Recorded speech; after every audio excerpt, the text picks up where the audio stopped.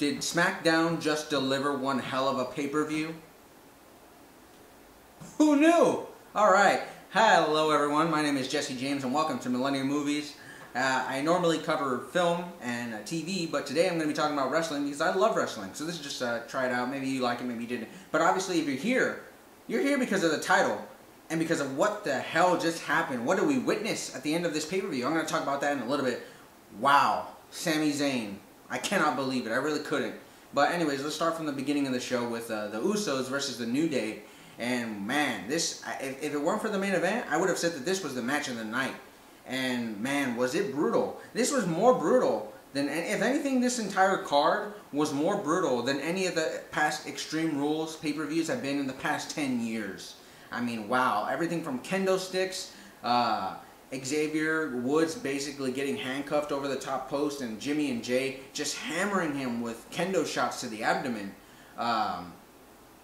Chairs being thrown. I think one of the Usos threw a chair at Xavier Woods when he was at the top of the corner. I mean, oh man, the brutality of this match. It was incredible to watch. There was at one point, I think there was Big E did a suicide dive onto one of the Usos, and he just like completely hit his head on the hard cell, and it's just, oh man, some of these shots were really brutal. But as a WWE fan and as a hardcore fan, it's very fun to see. And this match was a delight.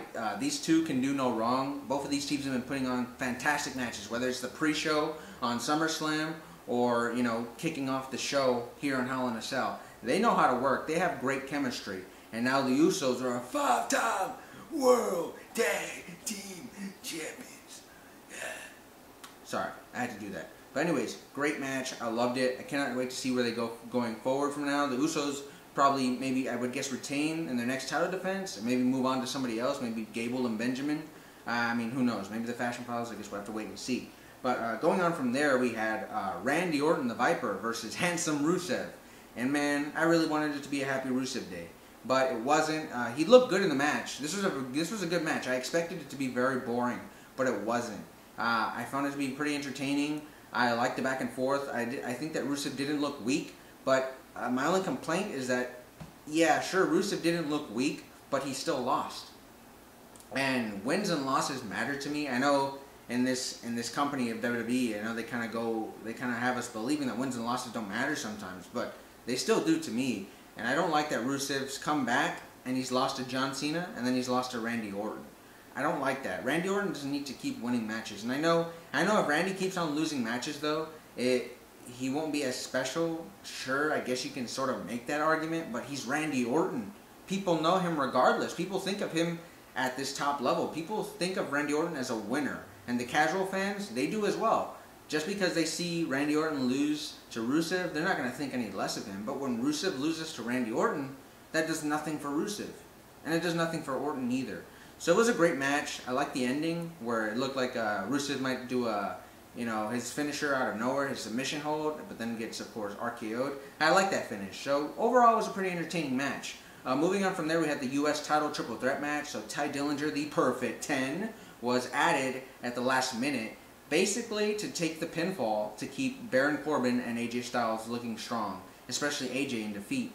The whole point of this was basically that, I guess it makes sense with storyline purposes. AJ for the past couple of weeks has been saying that Baron Corbin's a cheap shot artist and he's always taking shortcuts. So it makes sense within the storyline that Baron Corbin would use this opportunity to take a shortcut to the U.S. title and pin Ty Dillinger and not the real champion, AJ Styles. So it continues the feud. I understand why they did it. It was a pretty entertaining match. There was a lot of back and forth between all three competitors. There was not a dull moment in this entire match, I don't think.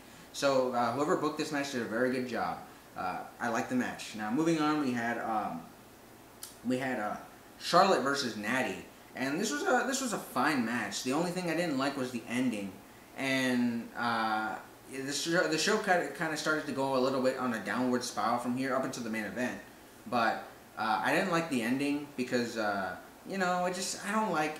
I guess it continues the feud, and it was brutal the way Natty just hammered Charlotte with chair shots. It was brutal, but I mean, it's kind of a cheap ending. I don't like that. I understand why they did it because it keeps the story going, but it just feels like lazy booking to me. You could do a better job of continuing this feud. You can come up with something more creative than just have Natty get fed up with the fact that she's still in the match and have her beat down Charlotte with a chair. Awesome moonsault by Charlotte, though. Those are always fun to watch.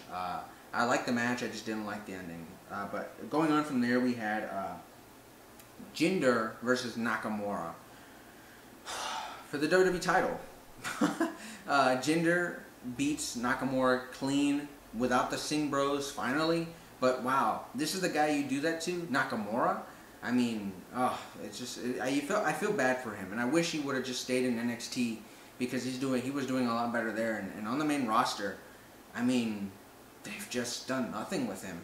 And from a kayfabe standpoint, it doesn't make sense. We're supposed to buy that Nakamura can pin John Cena, a 16-time world champion, and Randy Orton, a 13-time world champion, clean on 2 separate episodes of SmackDown, but he can't beat Jinder Mahal, who's been a jobber or an enhancement talent for like the better part of what, 5 years, maybe 2 years, 3 years, somewhere around there. I mean, thematically, it doesn't make sense to me, and it's just hard to watch.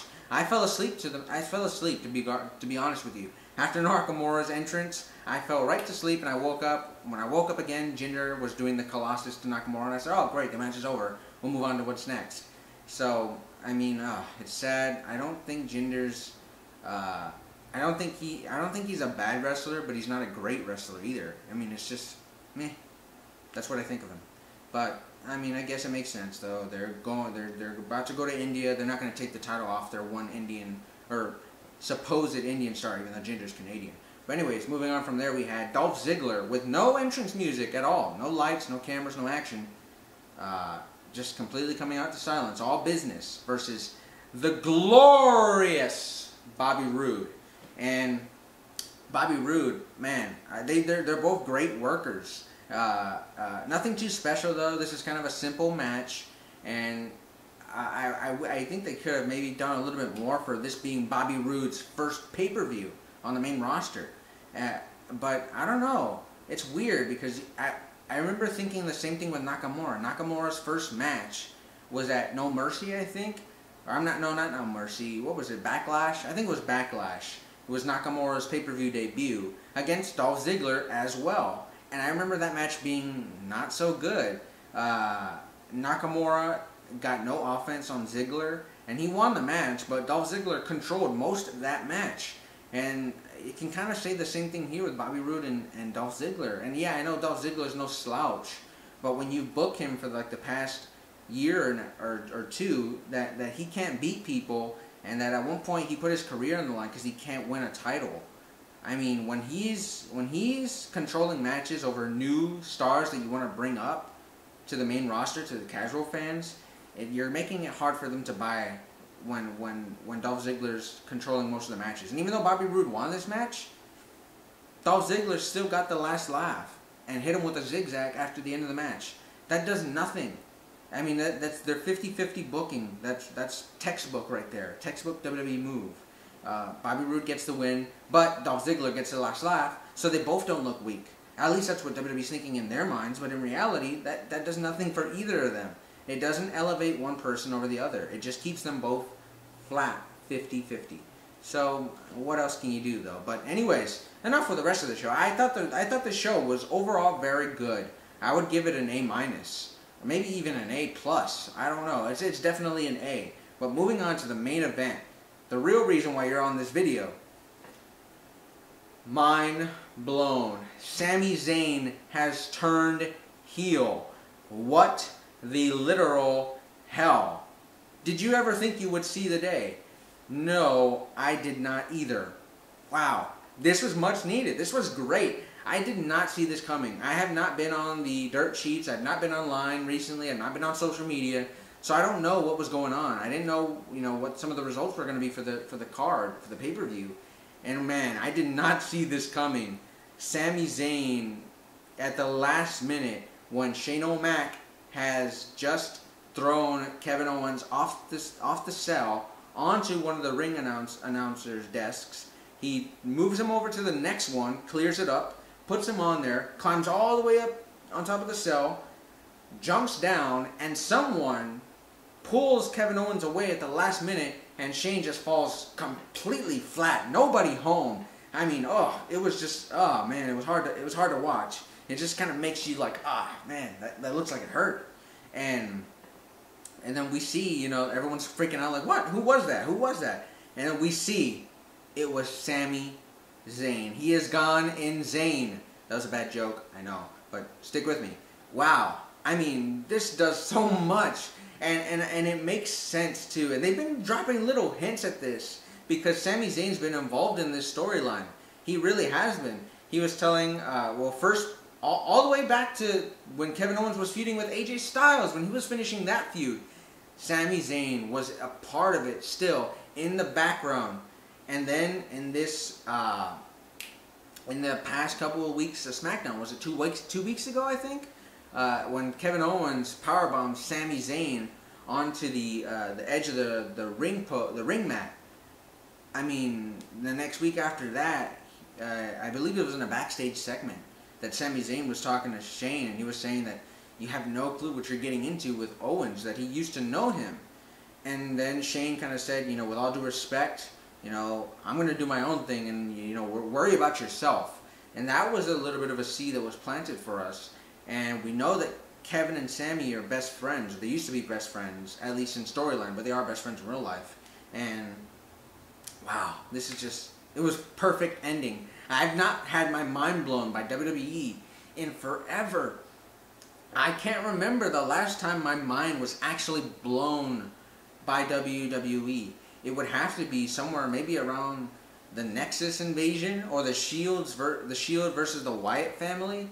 I think those two would be the last instances where I've been genuinely like just blown away by the product. It's been a long time, so this gets me excited. I mean, it's another reason to tune into SmackDown. I mean, wow, this entire storyline with Shane and Kevin Owens and the McMahon family, and Sami Zayn, it's been incredible. I've loved every single second of it. And the match was great too. I know I didn't talk about the match, but the match was great. I mean, there was so much emotion, so much storytelling. I mean, even little things like when Shane's looking at a beat down Kevin Owens, and what does he decide to do? He doesn't throw a punch, he doesn't throw a kick. He headbutts him, just like Kevin did to Mr. McMahon. It just, everything thematically made sense. And I love movies, I love TV shows, I love writing. So I love the storyline aspect behind WWE. That's why I'm still sticking around. I'm a wrestling fan as well, but sometimes the wrestling doesn't matter if you don't have a good story. And this was great storytelling.